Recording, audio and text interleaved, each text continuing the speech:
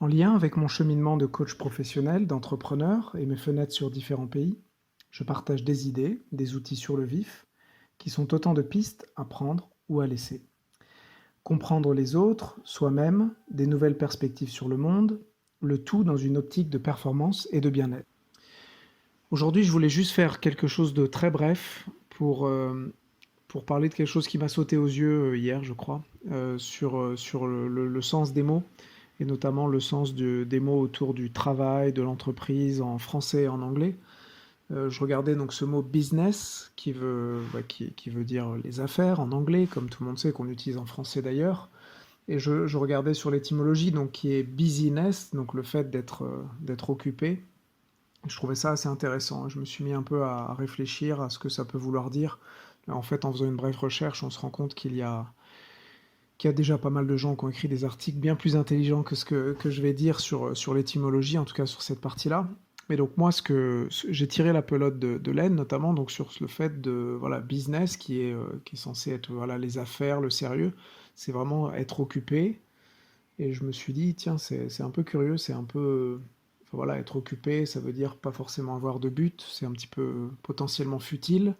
Ça m'a un petit peu questionné. Je me suis dit, en français, on dirait peut-être les affaires, on dit aussi s'affairer. Et s'affairer aussi, il y a le côté juste être occupé, pas forcément avoir une mission ou un but précis. Donc ça m'a interrogé. Après, j'ai repensé à mes cours de français plus jeunes et au sens du mot travail. Donc l'étymologie qui vient de tripalium, qui veut dire torture. Puis j'ai regardé ce que travail voulait dire enfin comment on disait, comment l'étymologie de travail en anglais, qui est work, qui vient aussi de mots. Alors là, il y a plusieurs sources hein, quand on regarde. C'est le fait de faire une action sans élément réellement négatif, mais il y a aussi plusieurs sources à ce mot-là, de l'ancien, du grec, de l'ancien anglais. Et il y a aussi l'idée de violence via le fait d'être forcé, de persécuter. Donc c'est aussi ça, work. Donc on a aussi des choses assez négatives.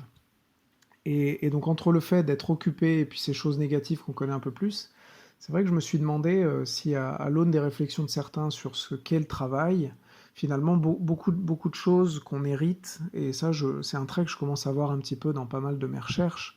Il y a beaucoup de choses qu'on a figées qui datent au niveau des mots, mais au niveau aussi de notre manière de voir, il y a, je sais pas, je dirais deux, trois siècles, voire un siècle parfois aussi court que ça. Et donc mon ouverture, c'était de me dire peut-être que en pensant à ça, au fait que le travail est vu comme un mal nécessaire ou juste le fait de s'occuper, peut-être qu'il y avait matière à réinventer le travail à cette aune-là et à essayer de lui donner un nouveau sens, quelque chose de plus dynamique et enfin, de plus sympathique, de plus dynamique et ouais, de plus contemporain. Et je me dis que c'est une piste de réflexion à ouvrir. À bientôt.